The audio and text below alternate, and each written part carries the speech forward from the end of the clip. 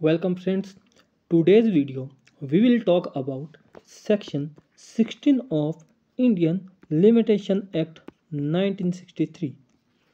In this section we will discuss about effect of death on or before the accrual of the right to sue. right to sue यानी कि किसी भी person के right to स्यू के शुरू होने से पहले ही अगर उसकी डेथ हो जाए तो क्या होगा, ये हम जो है इस वीडियो में देखेंगे. Now discuss about section 16 subsection 1. First of all we see section 16 subsection 1. Section 16 subsection 1 clearly says that where a person who would if he were alive have a right to institute a suit or make an application die before the right occurs, or where a right to institute a suit or make an application occurs only on the death of the person, the period shall be computed from the time when there is a legal representative of the deceased capable of instituting such suit or make such application. यानी कि section 16 sub section 1 clearly says that कि ये जो limitation है वो कब शुरू होगा, किस केस में, जहां राइट टू स्यू अक्योर यानी कि अर्जित हो रहा है, शुरू हो रहा है कब, किसी पर्सन की डेथ पे. किसी पर्सन की डेथ होने से राइट टू स्यू जो है वो अकर हो रहा है, तो लिमिटेशन पीरियड क्या होगा. तो section 16 subsection 1 clearly says that कि जब किसी पर्सन की डेथ पर जो है राइट टू स्यू अकर हो रहा है, राइट टू स्यू स्टार्ट हो रहा है, लिमिटेशन स्टार्ट होगा या राइट टू स्यू आपका कॉज ऑफ एक्शन एरोज होगा, तो लिमिटेशन स्टार्ट होगा जब जो उसके लीगल रिप्रेजेंटेटिव है वो लीगली कैपेबल हो जाएंगे सूट को इंस्टीट्यूट करने के लिए. फॉर एग्जांपल यहाँ जो है पर्सन डाइड हो जाता है, पर्सन की डेथ हो जाती है और आपका राइट टू स्यू अकर्स हो जाता है, और यहाँ जाके जो है क्या हो जाता है, आपके जो लीगल रिप्रेजेंटेटिव है इस पर्सन के वो लीगली कैपेबल हो जाते हैं सूट फाइल करने के लिए. तो जो लिमिटेशन है वो आपके यहाँ से शुरू होगा. फॉर एग्जांपल 3 ईयर का है तो वो यहाँ से शुरू होगा. ये हमें जो है सेक्शन 16 सबसेक्शन 1 बोलता है. कौन? सेक्शन 16 सबसेक्शन 1 ये बात हमारे करता है. Now we will see section 16 subsection 2. First of all, we will discuss section 16 subsection 2 bare language.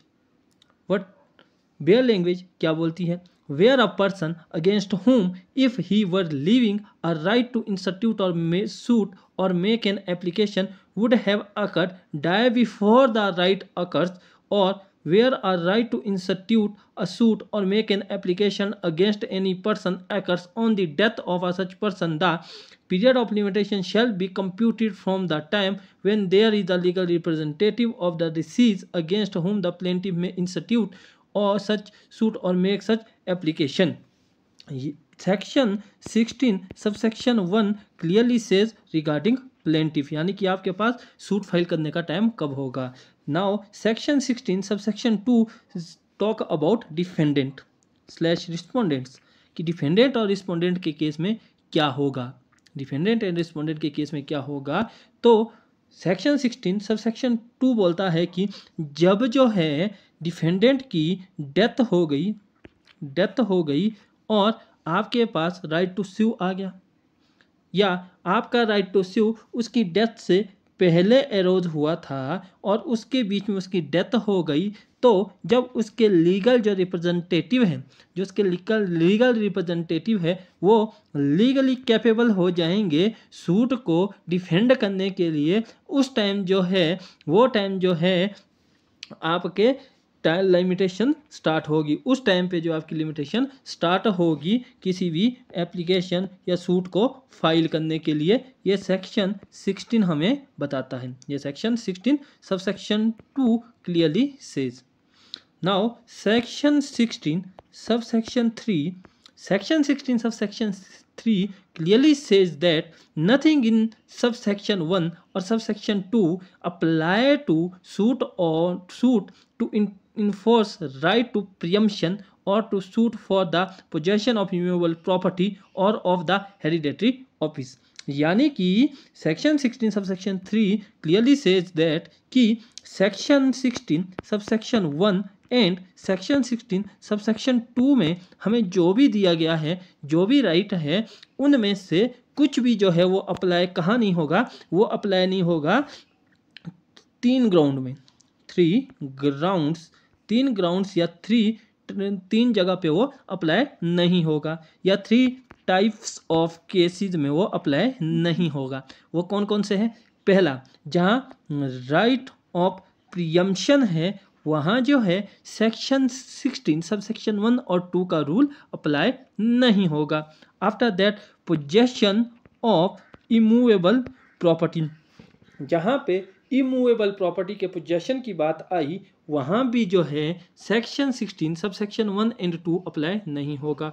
After that, final is the hereditary office. In the case of hereditary office, section 16 subsection 1 and section 16 subsection 2 will not apply. section 16 subsection 1 और 2 यहाँ पे भी जो है नहीं apply होंगे hereditary office में। तो आज की वीडियो में इतना ही। नेक्स्ट वीडियो में हम बात करेंगे सेक्शन 17 की।